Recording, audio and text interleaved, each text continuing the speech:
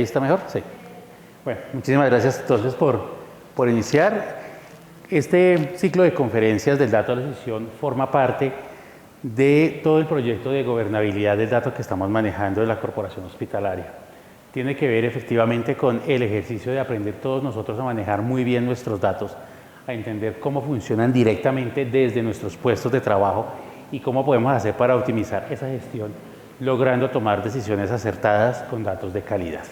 Esta tercera charla, que forma parte del ciclo de conferencias, se llama Errores más comunes al hacer una encuesta. Y tiene que ver justamente con los procesos de recolección de información que no se hacen sistematizados, sino que muchas veces en nuestro día a día estamos recogiendo información directamente a través del desarrollo de encuestas.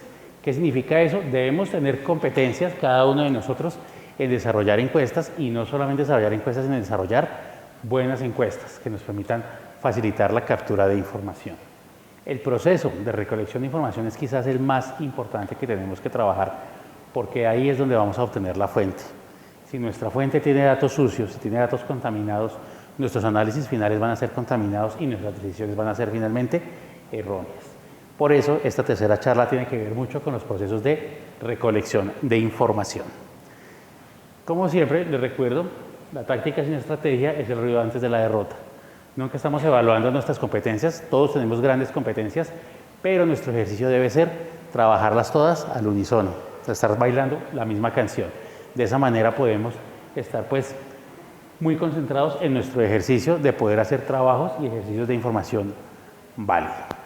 Voy a arrancar con un acertijo, siempre arranco con un acertijo con ustedes, y el de hoy va a ser, respóndanme las siguientes dos preguntas. ¿Qué es un ataque cardíaco? Opciones de respuesta.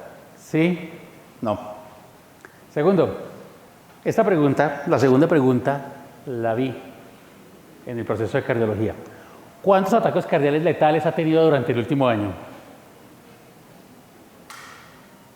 ¿Cuál creen que fue la respuesta de todo el mundo? ¡Cero! Si le hubiera colocado uno ya no puede responder. Sin embargo, estas preguntas existen.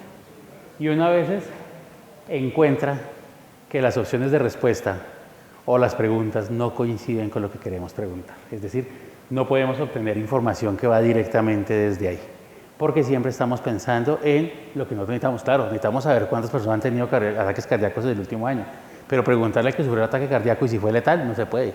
Entonces, tenemos que revisar nuestro público. Y vamos a arrancar entonces por una definición muy clara, y es, ¿qué es una encuesta?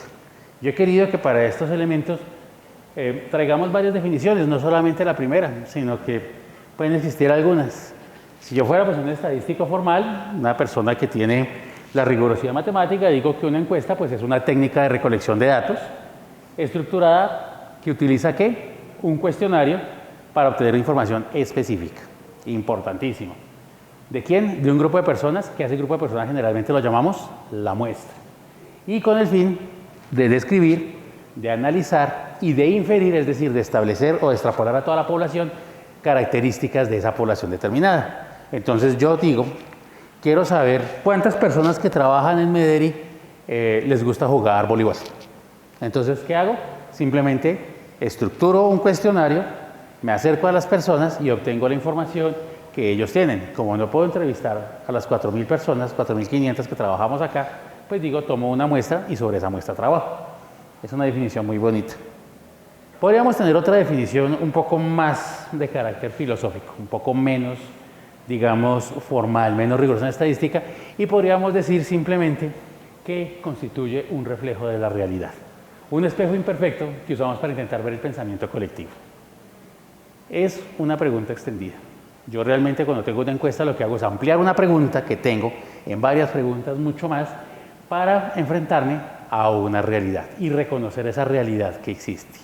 Esto es importante comprenderlo desde la forma en la que una encuesta es una foto de una realidad subyacente que está inmersa en nosotros mismos. Es decir, suceden muchas cosas, el mundo tiene muchos elementos que están pasando todos al mismo tiempo y yo quiero sacar una foto de un pedacito específico. Y fíjense que la encuesta yo la dirijo efectivamente para tratar de buscar esa capa de información dentro de toda la información que fluye en todos los seres humanos para poder obtener algún elemento de esa información y poder obtener una observación que además desaparece muy rápido sobre la realidad. A mí la que más me gusta es la tercera definición. Es ese arte misterioso de hacerle preguntas a alguien que no quiere responder, esperando a que entienda lo que le queremos preguntar y que no nos responda de cualquier manera. Entonces, perdóname, tenemos ahí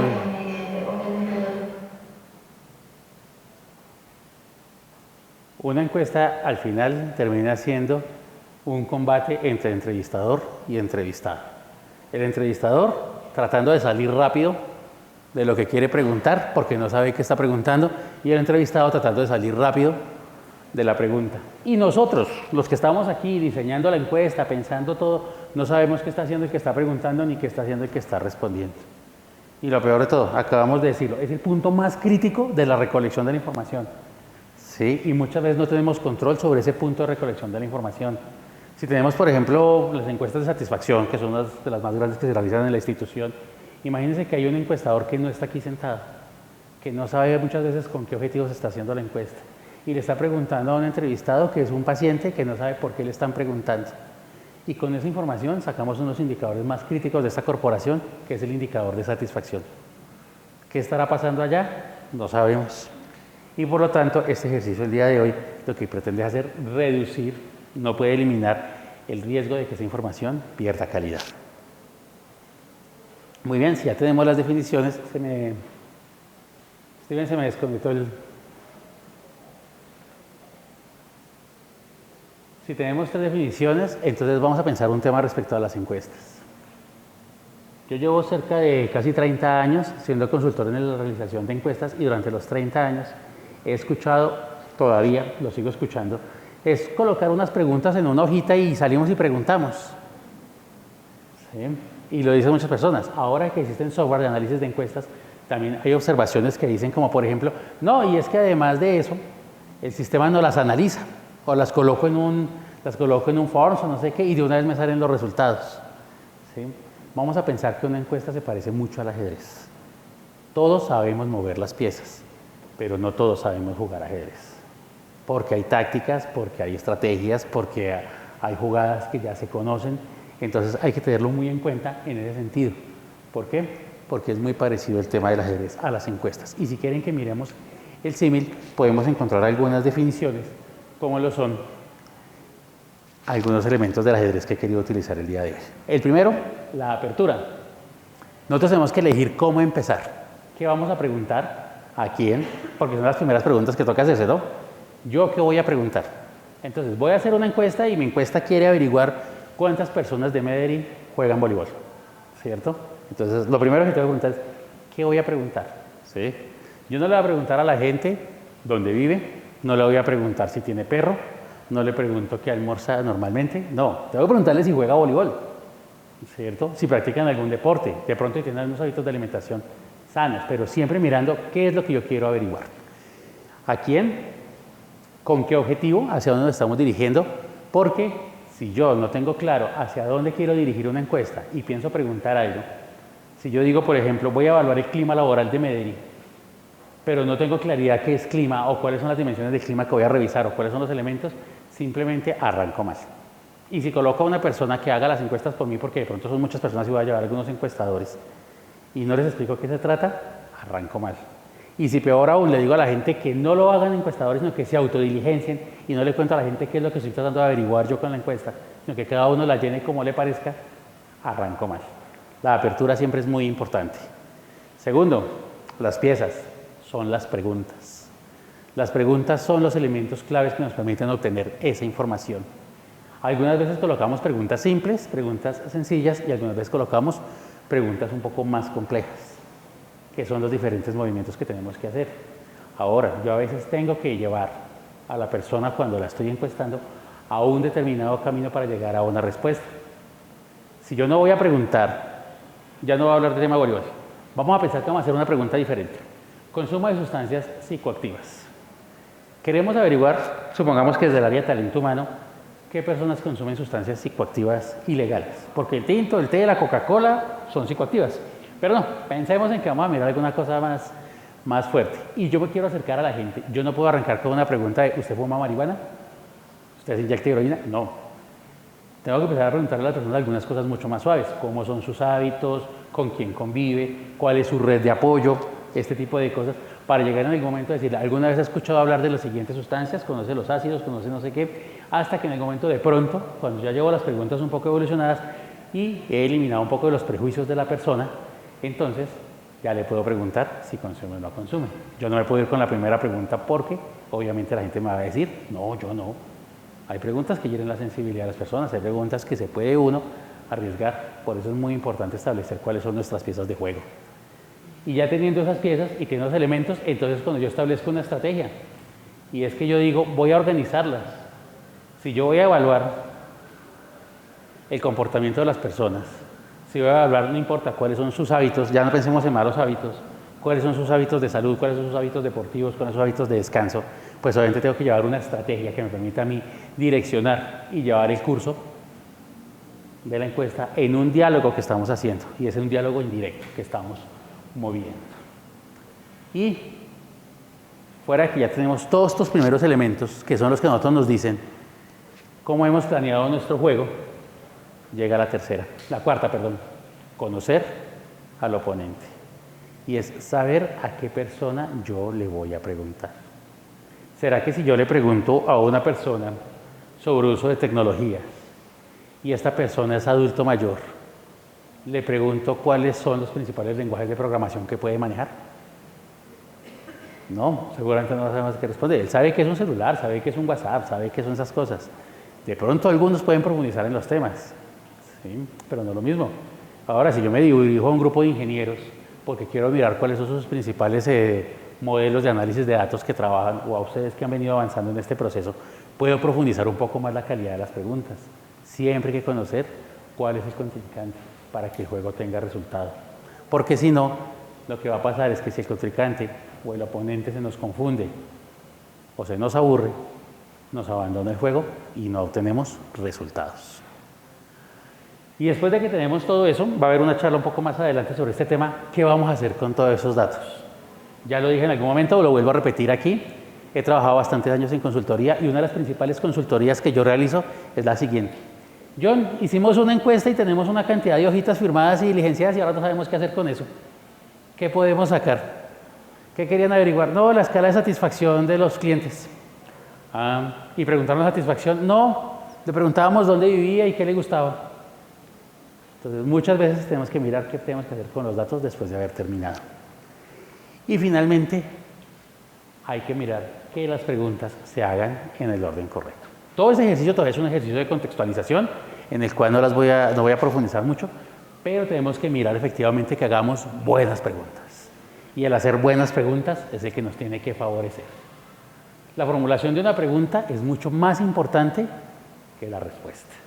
Y no lo dije yo. Tampoco sé si lo dijo él, pero en un libro decía que le había dicho él, entonces pues yo creí. Y pensando en eso, entonces he traído el día de hoy, el top 10 de los errores más comunes al diseñar una encuesta. Esta es la materia clave en la que se centra la reunión de hoy. Y para no ir muy lejos, pues voy a arrancar con el número 10. El número 10 de los errores más comunes son aquellas preguntas, porque vamos a mirar solo en preguntas, no relacionadas con la temática de la encuesta. Y el ejemplo es muy claro. Estamos haciendo una encuesta. Hacer una encuesta tiene costo, diseñarla, imprimirla, si la estamos haciendo en físico, si vamos a tener encuestadores, si vamos a tener que hacerla, por ejemplo, en la calle, vamos a tener que llevar a la gente hasta ciertas partes. Si la vamos a hacer digital, también tiene costo, a pesar de que no sean tan reflejados. Pero muchas veces sucede que le dicen, no, aprovechemos que estamos haciendo la encuesta de clima laboral y preguntemos de una vez cómo les ha parecido todo el tema de los lineamientos de seguridad y salud en el trabajo, y también preguntemos de una vez cómo les ha ido con el plan de comunicaciones, y también preguntemos cómo les va con las capacitaciones, ¿sí?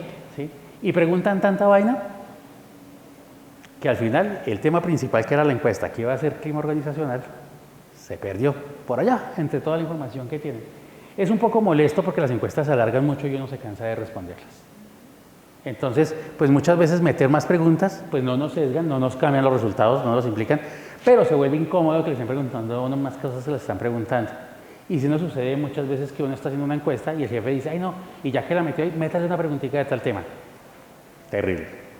Terrible, terrible, porque se va alargando, se va redireccionando la encuesta hacia otro sentido y se pierde el objetivo. Número 9. El error número 9 al diseñar una encuesta es hacer preguntas en lenguaje demasiado técnico. ¿Cuál ha sido su experiencia con el protocolo de estratificación de riesgos según los lineamientos del modelo de atención primaria en salud con enfoque redes integradas en servicio? Pregunta de la encuesta de calidad en salud de la Secretaría Distrital de Salud. ¿Y uno qué responde aquí? ¿No? ¿Cuál ha sido su experiencia con quién? ¿De qué? ¿En dónde? ¿Qué pasó? Tenemos que tener en cuenta que no todos los encuestados están preparados para entender las preguntas. Y cuando hacemos preguntas con lenguaje demasiado técnico, lo que vamos a lograr es confundirlos, no la van a entender e intentarán responder lo que parece que entendieron, ¿sí? No lo que nosotros queríamos averiguar.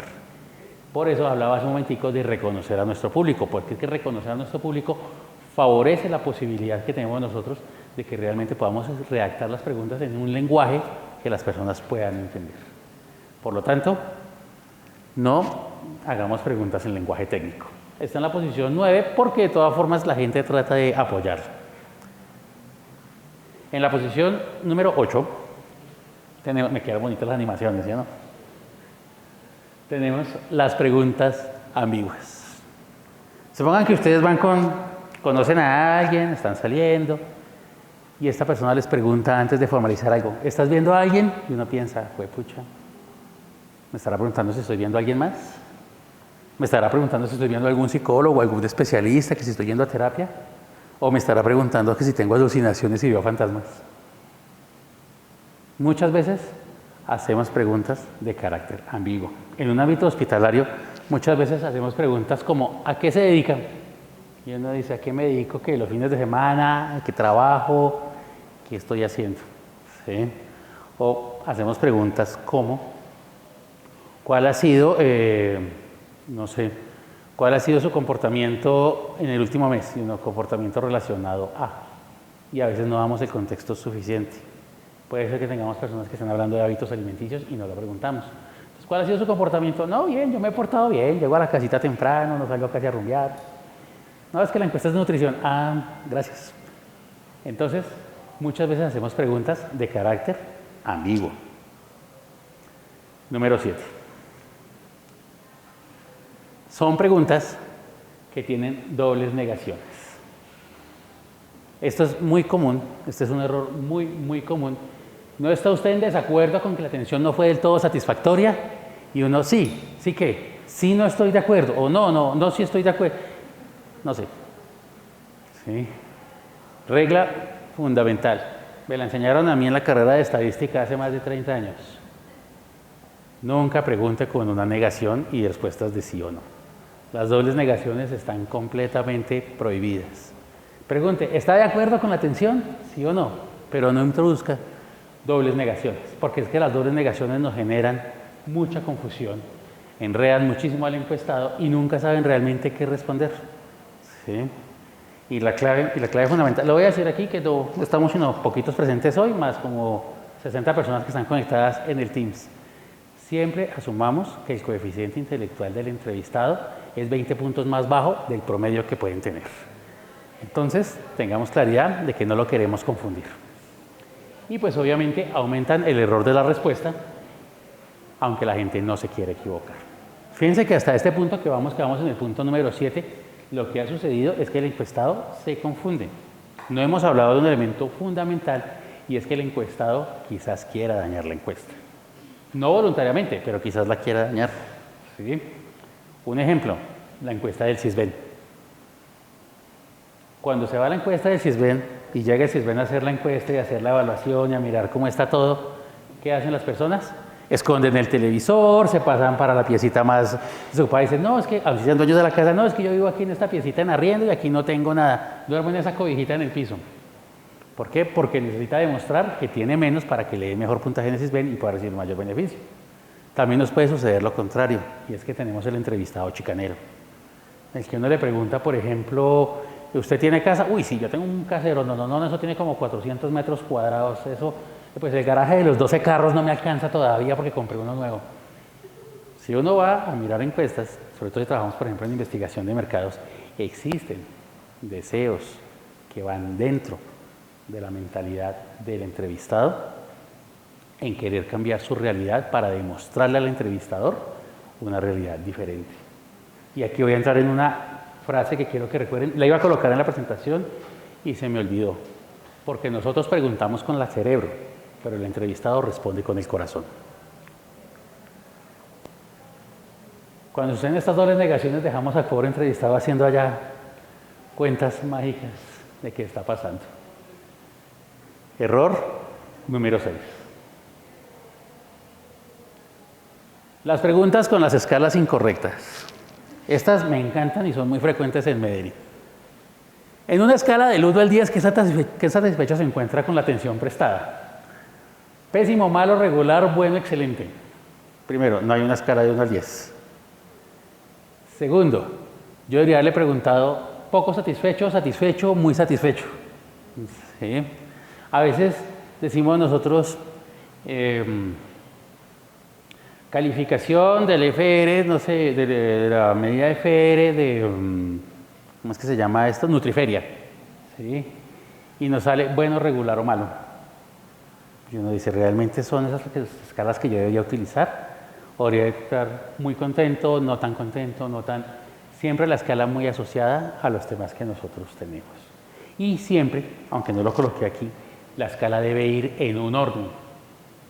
Porque a veces colocamos muy satisfecho, insatisfecho, regular. Siempre deben llevar algún orden. Existe un sesgo, que yo creo que ustedes lo han escuchado, que se llama el sesgo de confirmación. Y es que si yo pienso, o más bien, vamos a hacer un ejercicio aquí con ustedes. Van a pensar todos en algo cuando yo les diga una palabra. No lo vayan a decir, solamente lo van a pensar todos. Y vamos a ver cómo es el experimento. No lo van a decir. Voy a decir una palabra y ustedes van a pensar lo primero que se les venga a la cabeza. Gaseosa. Levanten la mano los que pensaron Coca-Cola. Eso se llama el top of mind.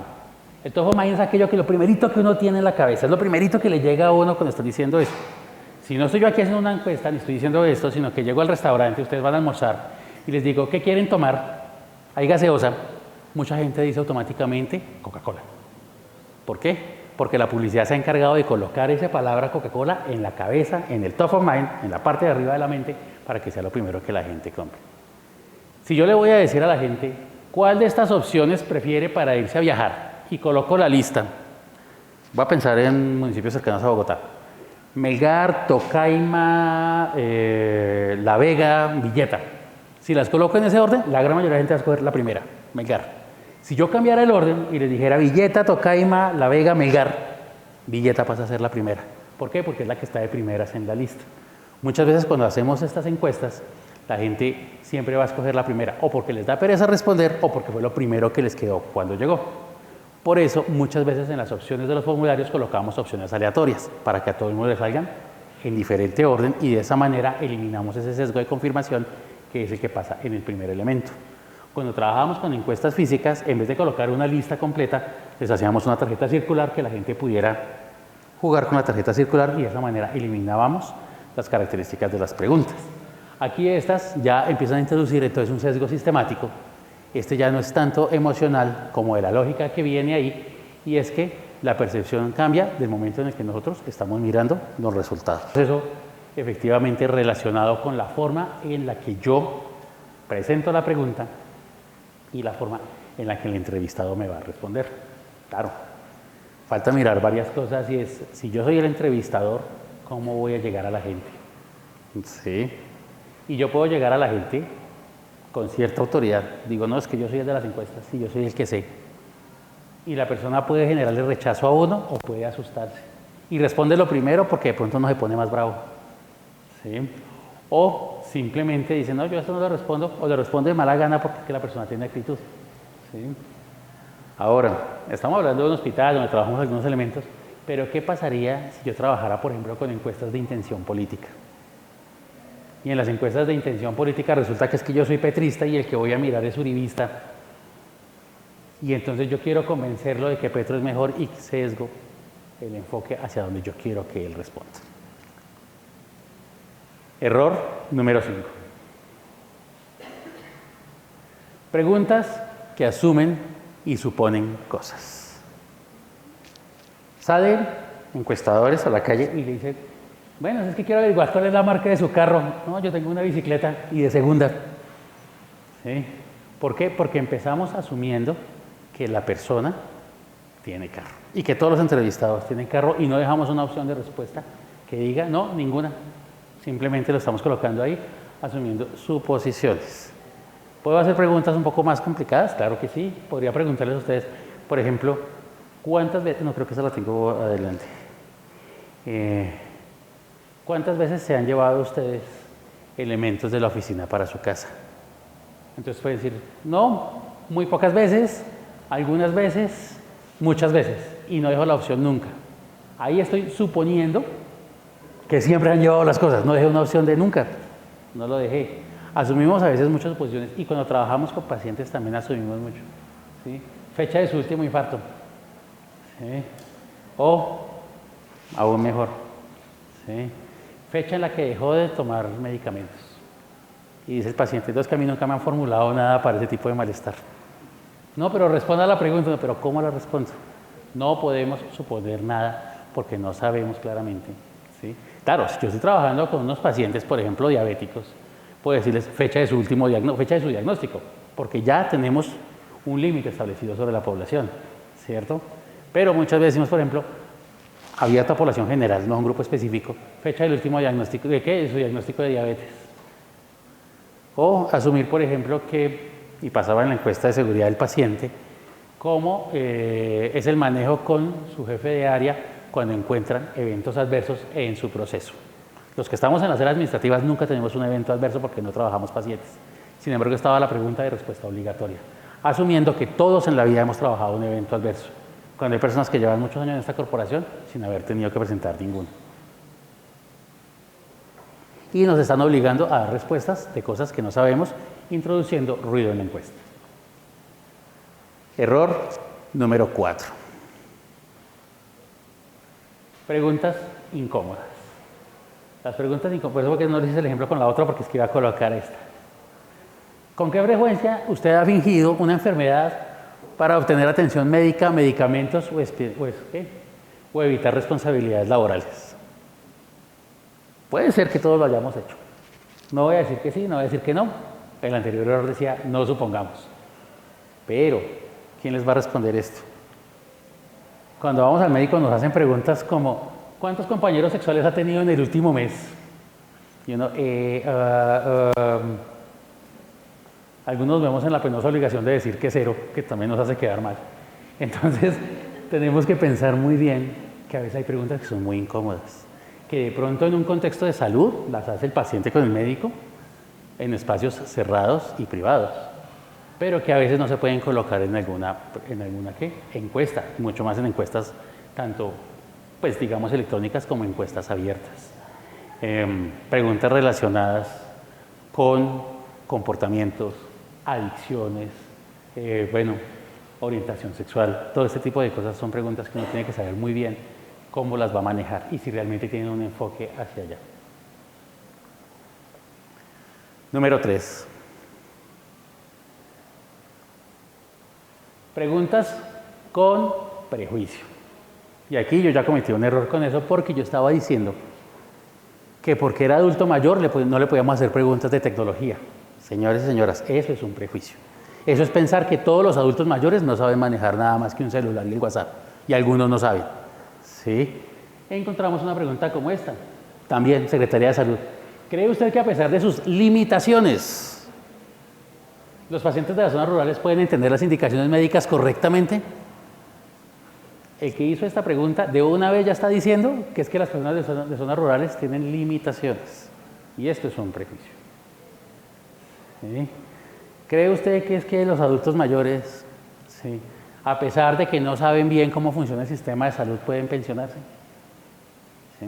Muchas veces nosotros estamos preguntando con el corazón, con lo que nosotros pensamos desde nuestra perspectiva de la realidad, y no tenemos una visión clara de cuál va a ser nuestro equipo entrevistado. ¿Sí? Y una pregunta de estas puede ofender a alguien. Puede decir, sí, no, yo vivo en el campo, yo vivo en una zona rural, terminé mi doctorado, mi maestría, cumplí mis años de esto, me pensioné y decidí irme a vivir al campo. ¿Sí? Y posiblemente se va a sentir ofendida y nos va a decir, ya no me interesa responderle su pregunta, su encuesta llena de prejuicios, llena de cosas. ¿Sí? Asumir que no conocen, que no entienden, que no saben o que son inferiores a la condición de uno, simplemente porque son diferentes, son preguntas que tienen prejuicios. Y pues obviamente están introduciendo estereotipos y están marcando estereotipos. ¿Sí? ¿Cree usted que las mujeres, a pesar de ser más malas conductoras, tienen en promedio menos multas de tránsito? Eso es un prejuicio. Número 2. Ya aquí, si se dan cuenta, los errores se van induciendo y es culpa de nosotros que los vayamos induciendo. Ay, perdón. Preguntas que inducen la respuesta. Nuevamente, pregunta de un grupo de investigación de Secretaría de Salud. ¿Está usted de acuerdo con que los pacientes sigan siendo víctimas de largas esperas inhumanas y maltrato en los hospitales públicos sin que nadie asuma responsabilidad?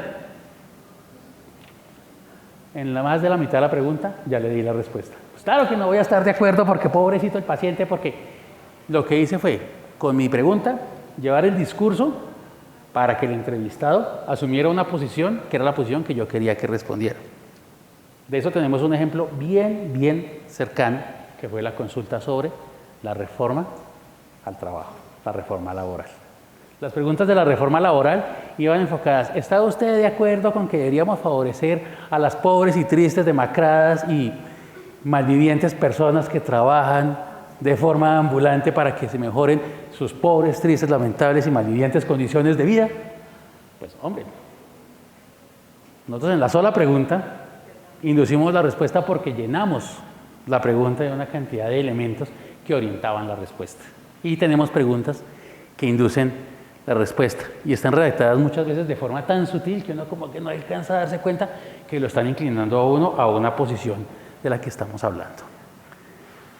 Bueno, antes de llegar a la posición número 1, tengo algunas menciones honoríficas. La primera de ellas, encuestas sin estructura. Habíamos hablado de una estrategia cuando hablábamos del ajedrez. Si yo voy a preguntar diferentes elementos, organicemos la encuesta en grupos. Pensemos entonces a quién le voy a llegar, cómo le voy a llegar, siempre con una estrategia. No salir simplemente con la hojita a la calle a ver quién nos responde, o simplemente crear un formulario en una aplicación y mandarle un correo a todo el mundo para ver quién lo responde. Nosotros deberíamos tener una estrategia. Segundo, el diseño metodológico. Vamos a preguntar datos demográficos de la persona, la edad, el sexo, el estado civil, de pronto el estrato socioeconómico. Y si lo vamos a preguntar, ¿dónde lo vamos a preguntar? ¿Al principio o al final? Depende mucho de lo que estemos preguntando. ¿Sí? Depende de lo que queramos caracterizar. ¿Realmente necesitamos esa información o estamos preguntando información por preguntarla? Voy a dividir la estructura en capítulos. Entonces, si yo voy a preguntar, por ejemplo, se venden carros. Hay una concesionaria, el concesionario vende carros, vende unas camionetas muy bonitas, cada camioneta más o menos a unos 250 millones de pesos. Y pues después de que la gente las compra debido a la inversión, decide hacer una serie de preguntas para saber si a la gente le ha gustado o no le ha gustado la camioneta. Claro, llaman por teléfono, bueno, don Paquito, don favor, es que usted compró aquí una Toyota y queremos saber cómo le ha ido con la camioneta, califique de 1 a 5. La persona dice, yo le coloco un 5, sí, me ha ido bien. Ah, bueno, ¿y cómo le ha ido con el consumo de combustible? Y dice, uy, no, esa camioneta es comelona de gasolina, puchazo, colóquele un 3. Ah, bueno, y en la relación de la fuerza que tiene el carro, dice, no, ese carro se cansa en las subidas, no es tan fuerte como yo creía, también colóquele un 3. Ah, bueno, y en el espacio interior, pues el carro sí es grande, pero realmente como atrás tiene la llanta de repuesto, entonces pues el estorbo no puede meter nada, colóquele un 2. Entonces no le dice, entonces, ¿por qué si le colocó otras calificaciones tan bajas? Al principio dijo 5. Dice, es que cuando usted me preguntó, yo no había considerado todo lo que usted me había contado. Yo tengo que armar una estructura y un diseño metodológico que primero le voy a preguntar qué criterios tiene. Un ejemplo que tenemos aquí es la encuesta de satisfacción. Aquí le preguntamos primero si tuvo problemas para entrar. Segundo, si lo atendieron rápido. Tercero, si le informaron lo que era. Cuarto, si el hospital estaba bonito. Quinto, si se mejoró su estado de salud. Y ya cuando le pregunté todo eso, le digo, ahora sí que ya tiene todos los elementos en su cabeza que estamos evaluando, le voy a preguntar qué tan satisfecho se encuentra. Debe tener un diseño que me permita a mí obtener la información sin esos sesgos. Encuestas sin muestra.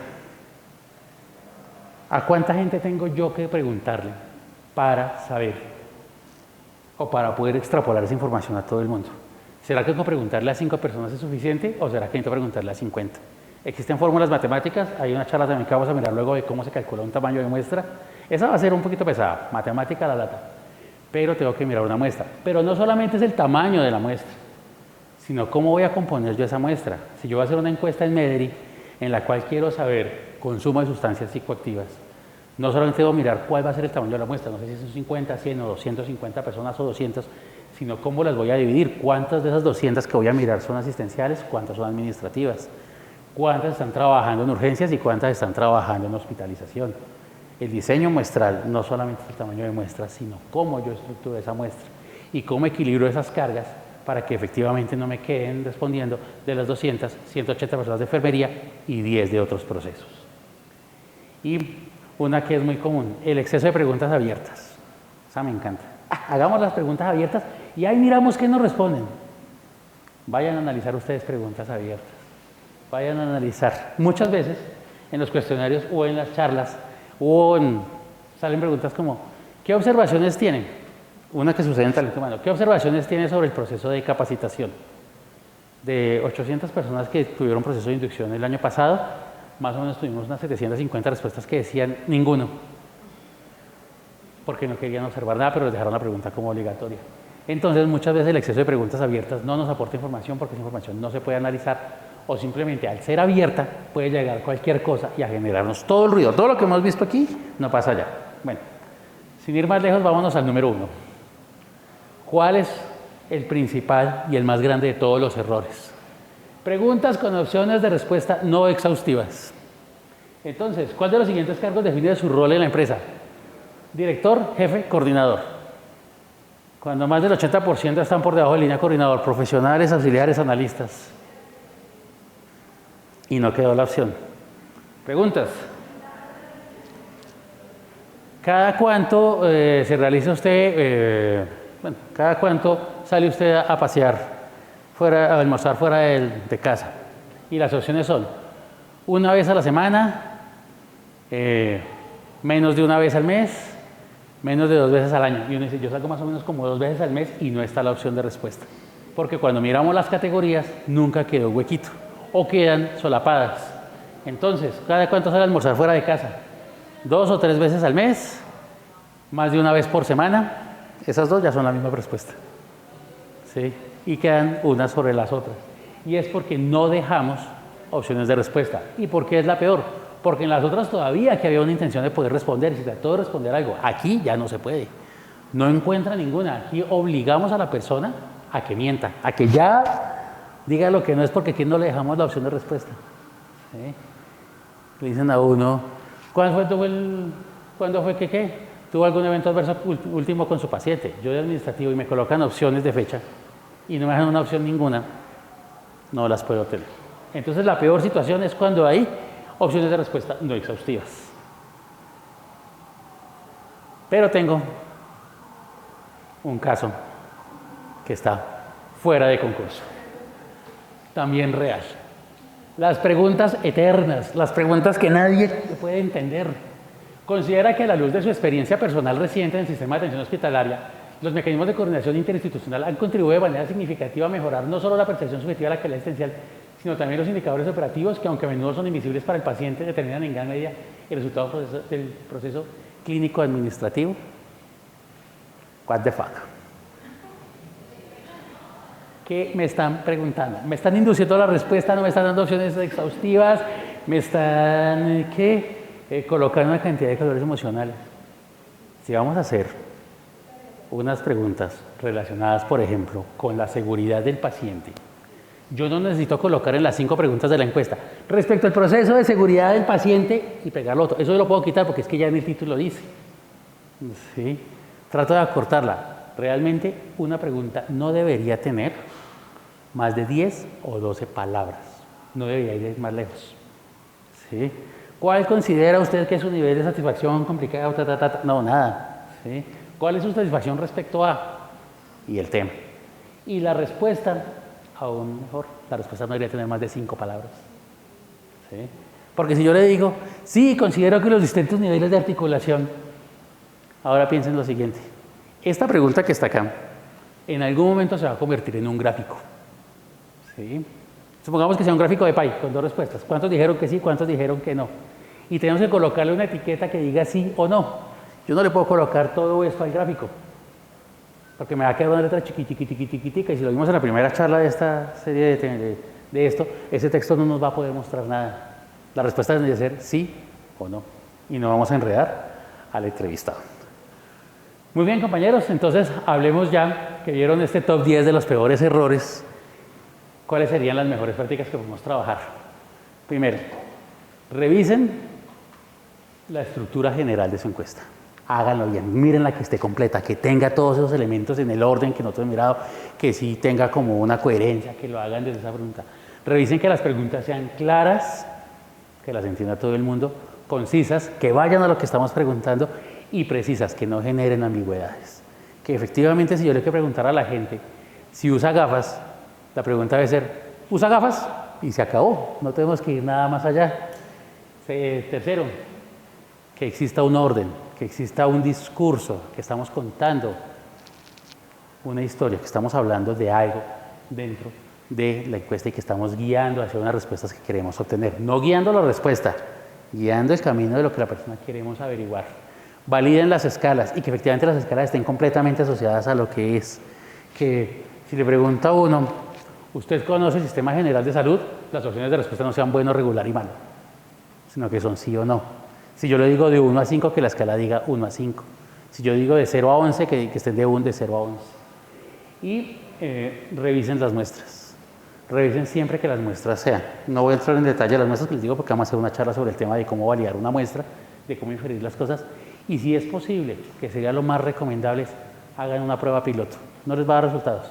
Hágansela al compañero, hágansela al amigo, hágansela a la familia, a alguien que ustedes conozcan, que puedan hacerse las preguntas y vean que la gente entiende las preguntas y las responde claramente. ¿Sí? Importantísimo todo esto en los temas de montarla, pero nos queda un elemento fundamental, que es la ética. Y cuando estoy hablando de la ética, es que el encuestador, la persona que va a hacer la entrevista, si no soy yo el que va a levantar la información, esa persona debería ser la que más claro debe tener para qué va a servir la encuesta. ¿Sí? Yo no puedo decirle, por ejemplo, no sé, a alguien, doctor Sierra, mándeme 4 auxiliares de enfermería, que es que quiero levantar una información sobre adherencia al uso de pastillas para dormir. ¿Sí? Entregarle la encuesta a los chinos y decirles, hijos, y que me les vaya bien. No, nos vamos a sentar, vamos a preguntar esto. Todo este rollo que está aquí, lo deberían tener ellos muy claro. ¿Cómo está el orden? Es más, sentarme con ellos y revisar pregunta por pregunta para ver si los entrevistadores entienden las preguntas. Porque muchas veces sucede que el entrevistador ni siquiera sabe qué está preguntando ni por qué lo está preguntando. Entonces, capacitar al entrevistador es una cuestión ética.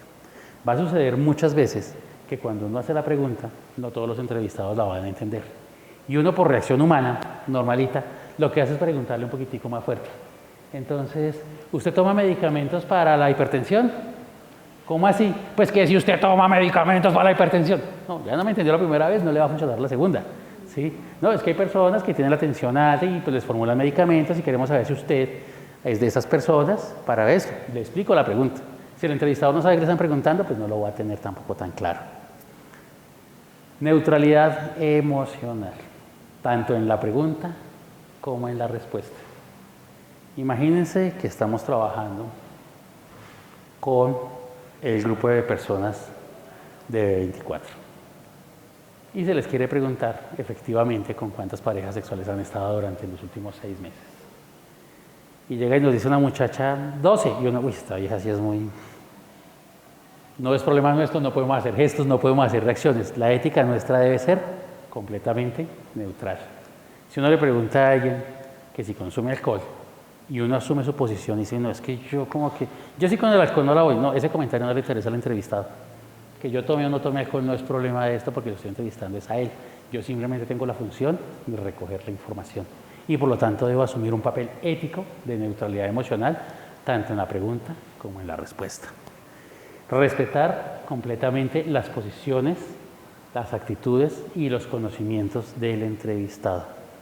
Muchas veces nos sucede que queremos llegar a intervenir o opinar sobre la vida ajena. Y no es la tarea. La tarea, cuando yo estoy haciendo una encuesta, debo tener en mis buenas prácticas un comportamiento ético en el cual yo simplemente no puedo intervenir sobre aquello que estoy midiendo. Y finalmente, pues digamos que hay que ser muy perceptivos. Es decir, el entrevistado debe ser un hombre o una mujer, dependientemente de eso, muy atento a los detalles, muy atento a las situaciones, muy atento a cómo está empezando a responder el encuestado. ¿Sí? Si de pronto la persona se está cansando, uno le puede decir, oiga, la veo un poquito cansada, ¿quiere que dejemos ahí o quiere que lo miremos de otra manera? Si de pronto yo estoy leyendo las preguntas muy literalmente y a la persona no le gusta, quiere que le explique la pregunta. Siempre está muy perceptivo. ¿Por qué? Porque es que yo estoy ahí buscando la información y como no somos máquinas, sino que somos personas preguntando a personas, podemos cambiar las actitudes para que haya una empatía y para que se pueda manejar el tema de la percepción, entendiendo cómo podemos recoger la mejor manera nuestra información sin perder el foco de que estamos buscando un objetivo de información para levantar. ¿Qué herramientas existen? No, pues tenemos muchísimas herramientas, pero está Google Forms. Google Forms nos permite nosotros diseñar las preguntas. Aquí no dije si hay preguntas de múltiple opción. Aquí no voy a preguntar eso. Aquí viene a decir qué era lo que hacíamos como mal para que nos podamos encaminar. Pero Forms nos permite montar preguntas, nos permite colocarlas al azar, nos permite de todas formas también hacer validaciones e incluso nos permite corregir preguntas cuando ya la encuesta está abierta. Y pasa exactamente lo mismo con el Microsoft Forms. De pronto cambian un poquitico en la visualización, pero esencialmente son dos herramientas que funcionan de forma muy parecida. Obviamente Google y Microsoft son empresas competidoras y está cada uno tratando de sacar lo mejor posible dentro de los mayores niveles de sencillez. Existen otras herramientas como SurveyMonkey que integran elementos adicionales. ¿Qué elementos adicionales integra SurveyMonkey? Le permite a uno, por ejemplo, programarlo, subir una base de correos electrónicos y que la encuesta se envíe directamente a diferentes correos electrónicos. Y si no hacemos más de 1000 encuestas, no lo cobran. Ya cuando empieza a hacer un programa, un proceso un poquito más grande, entonces pues ya empiezan a cobrar tarifas que son para empresas o cosas por el estilo. Pero son herramientas que nos permiten a nosotros, por ejemplo, ir haciendo pues estos análisis. También nos generan algunos resultados estadísticos, nos permiten mirar otras validaciones y una cosa que se llaman pruebas A/B. Algunas veces no voy a hablar de las pruebas A/B, y es que yo puedo diseñar ya no una, como lo hemos mirado hasta acá, sino dos encuestas diferentes. Y quiero mirar cómo responden con una forma de preguntar y con otra forma de preguntar. Entonces a una la llamamos la encuesta A, a otra la llamamos la encuesta B. Y SurveyMonkey permite hacer pruebas A/B mandando las encuestas al azar A y B a diferentes personas para ver si alguna está induciendo sesgo en alguna pregunta con relación a las otras. Es decir, que esto pues ha llegado a unos niveles de avance un poco diferentes. ¿Conclusiones? Apenas casi sobre el tiempo. 6 conclusiones claves que vamos a trabajar el día de hoy. El primero, cada pregunta se debe diseñar con una intención. Nunca coloquemos una pregunta porque sí, porque es que de pronto nos interesa saber esto, sino que debe tener un objetivo claro dentro del objetivo final de lo que estamos trabajando. Segundo, el error más común no es técnico, sino ético. Y lo repito, nosotros preguntamos con la cabeza, con el cerebro, las personas responden con el corazón. Nunca esperemos preguntar con el corazón y que la gente nos responda con la cabeza. Eso no va a pasar. Tercero, nunca, y yo quiero que lo tengan claro, nunca es culpa del encuestado si no entiende la pregunta. Siempre es culpa de nosotros, de los que estamos, ni siquiera del encuestador, de los que estamos diseñando la pregunta. Ahora, hay que revisar muchas veces porque los prejuicios son muy sutiles. Se filtran en las preguntas más inocentes. Muchas veces lo estamos haciendo sin darnos cuenta e inducimos preguntas con prejuicios, con sesgos, con todos nuestros enfoques en preguntas que pareciera que no lo tienen. No se puede medir todo con la misma escala y no se puede medir todo. Ustedes no pueden hacer una encuesta que diga vamos a medir los olores o vamos a medir los colores. Podemos incluso, hay encuestas que dicen vamos a medir la felicidad. ¿Cómo medimos la felicidad? La felicidad es una cosa bien compleja porque la felicidad es un concepto diferente para todos. ¿Sí? Puede ser que algunos seamos felices trabajando, como puede ser que algunos seamos felices dejando de trabajar. ¿Cómo vamos a medir eso? Y finalmente, la calidad del cuestionario, todo lo que estamos viendo aquí, todo lo que hemos trabajado acá, se tiene que medir es en qué decisión queremos tomar con la información que vamos a recoger. Entonces, si la pregunta quedó mal hecha o quedó bien hecha, o no, nunca lo vamos a medir en esos puntos.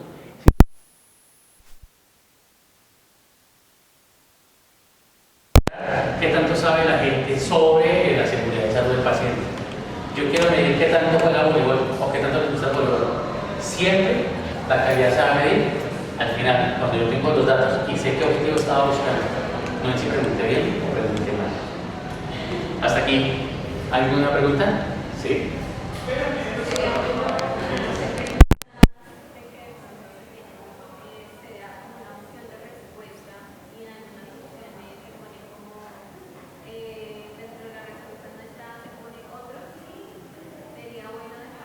Bueno, esas son las preguntas combinadas, en las cuales las llamamos preguntas semiabiertas y depende muchas veces también de lo que queramos mirar. Entonces uno, por ejemplo, dice, ¿qué marca de carro tienen? Y uno coloca unos 4 o 5, suponiendo eso, y dejamos unos otros pensando que tienen algunas otras opciones. Eso. No, igual ya estamos en el cierre. Sí. Dentro de la institución hay algún ente que se encargue de hacer todas estas cosas de forma opuesta, o cada Sí, uno sí lo hay. actúa de forma independiente y podemos llegar a lo que eso se No, si hay una normativa que dice que todas las encuestas deben pasar por un proceso de validación. ¿Sí? Validación de muestra, validación de cuestionario y todo lo demás. Si desean saber quién es, está aquí al frente de ustedes. Entonces, cada vez que ustedes quieren realizar una encuesta, hay un proceso en el cual, desde el área de calidad, si ustedes avanzan atrás del área de calidad, les van a decir, me requiere una validación. Desde la presidencia o la dirección también les van a decir, requiere una validación con el estadístico de la institución. Yo los acompaño, simplemente les muestro cuáles son aquellas sugerencias, de pronto en orden de estructura de la encuesta, y calculamos tamaños de muestra para que cumplan con esos requisitos. Ahora, el hecho de usar preguntas semiabiertas también se puede trabajar, sí se pueden hacer las opciones, lo mismo, con mucho cuidado. ¿Alguna otra pregunta por acá, Juan Carlos? ¿Cuál es el número de preguntas que debe tener una encuesta buena? O sea, sí, en el buen sentido de no sobrepasar un número por tipo de preguntas. Ah, ok, listo. Bueno, primero, digamos que hay una respuesta genérica y es que eso depende mucho del tipo de encuesta que vamos a hacer. ¿Sí? Hay muchas veces encuestas que no parecen encuestas. Entonces, formulario 16PF para selección de procesos de personal, contratación y todo lo demás. El formulario 16PF tiene 184 preguntas. ¿Sí? Y toca hacer las 184 preguntas porque evalúan comportamientos, actitudes, registros. Sabemos con la 16PF si la persona va a ser psicótico, asesino, serial, todo lo demás que permite trabajar, o si es una persona que no va a tener, por ejemplo, conflictos en ciertos espacios laborales. ¿Sí? ¿Cuáles son actitudes y comportamientos? Me parece exagerado, pero las hay. Pregunta, satisfacción del usuario, tiene 6 preguntas. ¿Sí? Incluso cuando ustedes llaman a, no sé, a un call center, llaman a Movistar o llaman al banco, al final les dejamos una pequeña encuesta y no pasa de 3 preguntas. Eso uno debería decir, entonces depende mucho de lo que estamos evaluando. Sin embargo, la recomendación mía es que nunca sobrepasemos unas 20 preguntas, incluso 20 es exagerado, ¿sí? Dependiendo del enfoque que le estamos dando. Una encuesta telefónica jamás debería pasar de 5 preguntas. ¿Por qué? Porque la persona tiene muy fácil la opción de colgarnos. Una encuesta electrónica, formularios electrónicos que se ven a través de correo electrónico o a través de un QR o a través de esas cosas, deberían tener máximo 15, 20 preguntas.